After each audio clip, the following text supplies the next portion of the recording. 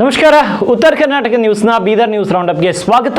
ನಾನು ಹನುಮಂತ್ ದೇಶ್ಮುಖ್. ಬನ್ನಿ ಕ್ವಿಕ್ ಆಗಿ ನೋಡೋಣ ಬೀದರ್ ಜಿಲ್ಲೆ ಮತ್ತು ಜಿಲ್ಲೆಗೆ ಸಂಬಂಧಪಟ್ಟಂತ ಇಂದಿನ ಪ್ರಮುಖ ಸುದ್ದಿಗಳನ್ನ. ಅಭಿವೃದ್ಧಿಯ ಹೆಸರಲ್ಲಿ ನಿಕೋಬಾರ್ ದ್ವೀಪದ ಲಕ್ಷಾಂತರ ವೃಕ್ಷಗಳಿಗೆ ಕೊಡಲಿ ಪೆಟ್ಟು ನೀಡಲು ಮುಂದಾಗಿರುವಂತಹ ಕೇಂದ್ರ ಸರ್ಕಾರದ ವಿರುದ್ಧ ಲೋಕಸಭೆಯ ಪ್ರತಿಪಕ್ಷ ನಾಯಕ ರಾಹುಲ್ ಗಾಂಧಿ ಧ್ವನಿ ಎತ್ತಿದ್ದು, ಈ ಹೋರಾಟಕ್ಕೆ ಅರಣ್ಯ, ಜೀವಿಶಾಸ್ತ್ರ ಮತ್ತು ಪರಿಸರ ಸಚಿವ ಈಶ್ವರ್ ಬಿ ಖಂಡ್ರೆ ಪೂರ್ಣ ಬೆಂಬಲವನ್ನು ವ್ಯಕ್ತಪಡಿಸಿದ್ದಾರೆ. ಕೇಂದ್ರ ಸರ್ಕಾರದ ಉದ್ಯಮಪತಿಗಳಿಗೆ ಅನುಕೂಲ ಮಾಡಿಕೊಡಲು ಲಕ್ಷಾಂತರ ಗಿಡಗಳ ಮಾರಣ ಹೋಮ ಮಾಡಲು, ಜೀವ ವೈವಿಧ್ಯ ನಾಶಪಡಿಸಲು ಮುಂದಾಗಿರುವುದು ದುರ್ದೈವ. ಈ ನಿಟ್ಟಿನಲ್ಲಿ ರಾಹುಲ್ ಗಾಂಧಿ ಅವರ ಪ್ರಕೃತಿ ಪರಿಸರದ ಕಾಳಜಿಗೆ ತಾವು ಬೆಂಬಲ ನೀಡುವುದಾಗಿ ಹೇಳಿದ್ದಾರೆ. ಇಂದು ಇಡೀ ಮಾನವ ಕುಲ ಜಾಗತಿಕ ತಾಪಮಾನ ಏರಿಕೆ ಮತ್ತು ಹವಾಮಾನ ಬದಲಾವಣೆಯ ಕಾಲಘಟ್ಟದಲ್ಲಿದ್ದು, ಹೆಚ್ಚುತ್ತಿರುವ ಬಿಸಿ ಮತ್ತು ಋತುಮಾನಗಳ ವ್ಯತ್ಯಯದಿಂದ ನಲುಗಿ ಹೋಗಿದ್ದ ಪ್ರಕೃತಿಯು ಉಳಿಯಬೇಕು, ಅಭಿವೃದ್ಧಿ ಆಗಬೇಕು, ಸುಸ್ಥಿರ ಅಭಿವೃದ್ಧಿ ಆಗಬೇಕು. ಆದರೆ ಯಾರದೋ ಹಿತ ಕಾಯಲು ಪ್ರಕೃತಿ ಜೀವ ವೈವಿಧ್ಯ ಸಂಪೂರ್ಣ ನಾಶ ಸರ್ವರ್ಥಸಲ್ಲ ಎಂದು ಈಶ್ವರ್ ಖಂಡ್ರೆ ಹೇಳಿದ್ದಾರೆ.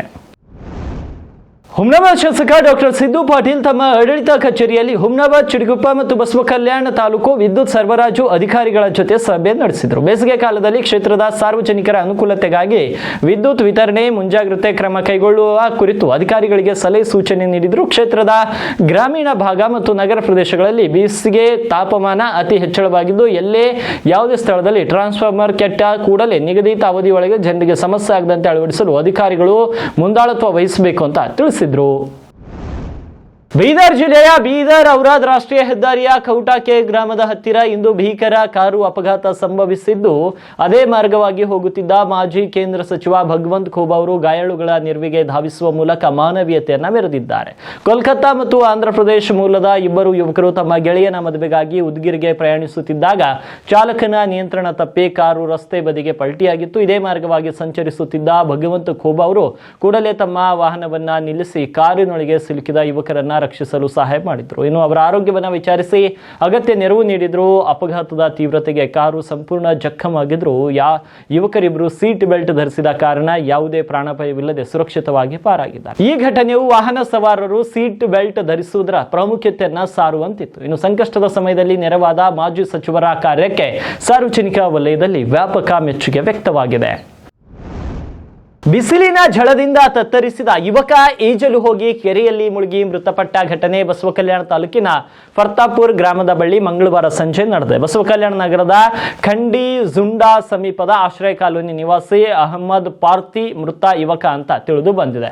ಅಹಮ್ಮದ್ ಪಾರ್ತಿ ಸ್ನೇಹಿತರೊಂದಿಗೆ ಕೆರೆಯಲ್ಲಿ ಈಜಲು ಹೋಗಿದ್ದ. ಈಜಾಡುವ ವೇಳೆ ಆಳದಲ್ಲಿನ ಕೆಸರಿನಲ್ಲಿ ಸಿಲುಕಿ ಮೇಲೆ ಬರಲಾಗದೆ ಮೃತಪಟ್ಟಿದ್ದಾನೆ ಅಂತ ತಿಳಿದು ಬಂದಿದೆ. ಇನ್ನು ಘಟನಾ ಸ್ಥಳಕ್ಕೆ ಬಸವ ಕಲ್ಯಾಣ ನಗರ ಠಾಣೆ ಪೊಲೀಸ್ ಅಧಿಕಾರಿಗಳ ತಂಡ ಭೇಟಿ ನೀಡಿ ಪರಿಶೀಲಿಸಿದ್ದು ತನಿಖೆ ಮುಂದುವರೆದಿದೆ. ಈ ಕುರಿತು ಠಾಣೆಯಲ್ಲಿ ಪ್ರಕರಣ ಕೂಡ ದಾಖಲಾಗಿದೆ.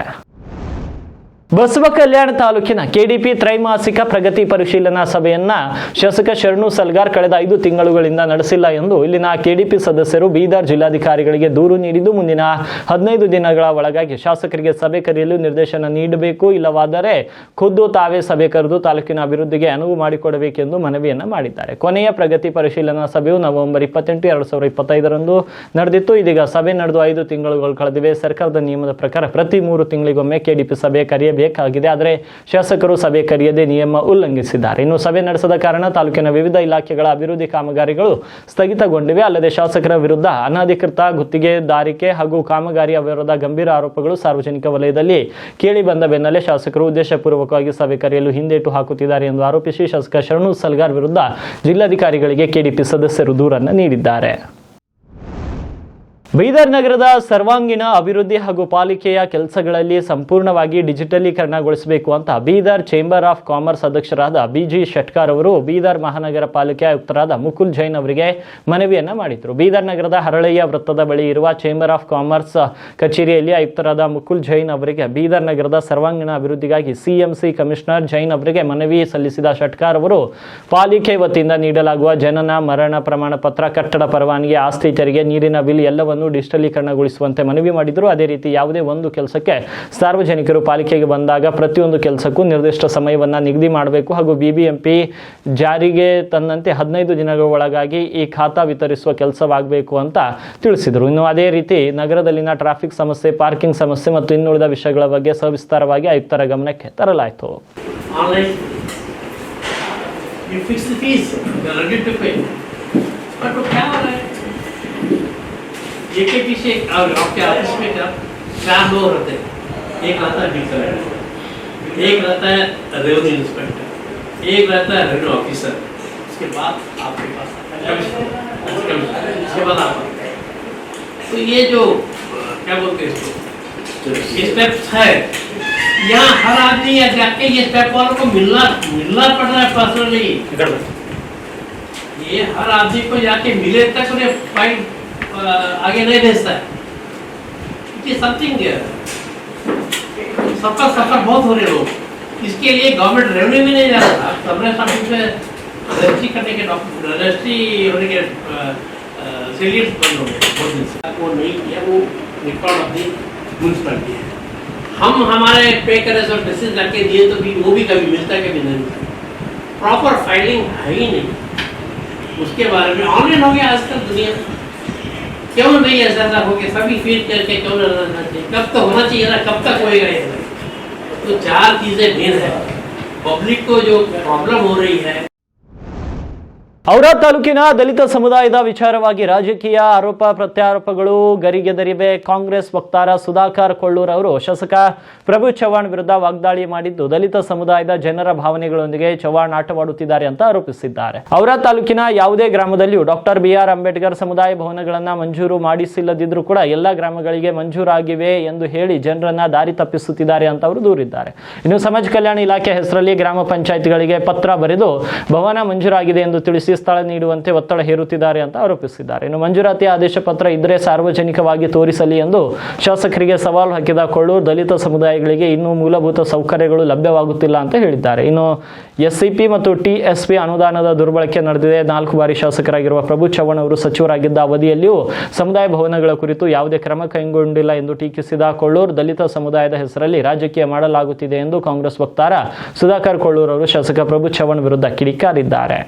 ಔರಾದ್ನ ಶಾಸಕರಾದಂಥ ಮತ್ತು ಮಾಜಿ ಸಚಿವರು ಆದಂಥ ಪ್ರಭು B ಚವ್ಹಾಣ್ ಅವರು ಇತ್ತೀಚೆಗೆ ತಾಲೂಕಿನ ದಲಿತ ಸಮುದಾಯದ ಜನರ ಬಗ್ಗೆ ವಿಶೇಷ ಕಾಳಜಿ ವಹಿಸ್ತಿದ್ದಾರೆ ಮತ್ತು ಅದರಲ್ಲಿ ಕೂಡ ಹಸಿ ಸುಳ್ಳನ್ನು ಹೇಳಿಕೊಂಡು ಜನರ ದಿಕ್ಕು ತಪ್ಪಿಸ್ತಾ ಇದ್ದಾರೆ.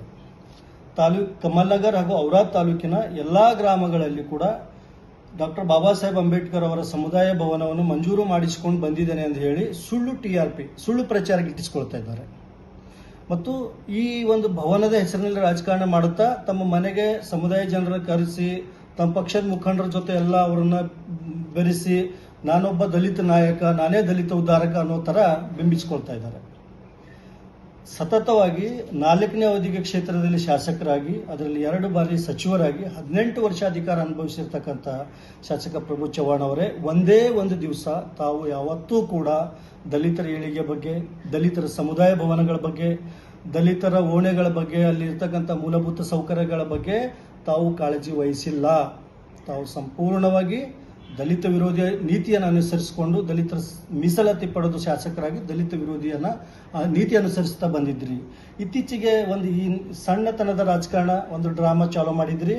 ತಾವು ಯಾವುದೇ ಒಂದೇ ಒಂದು ಸಮುದಾಯ ಭವನವೂ ಕೂಡ ಯಾವೊಬ್ಬ ಹಳ್ಳಿಯಲ್ಲಿ ಕೂಡ ಮಂಜೂರಾತಿ ಮಾಡಿಸ್ಕೊಂಡು ಬಂದಿದ್ದೇ ಆದರೆ ಅದರ ಮಂಜೂರಾತಿ ಆದೇಶ ಪತ್ರವನ್ನು ಬಹಿರಂಗಪಡಿಸಿ.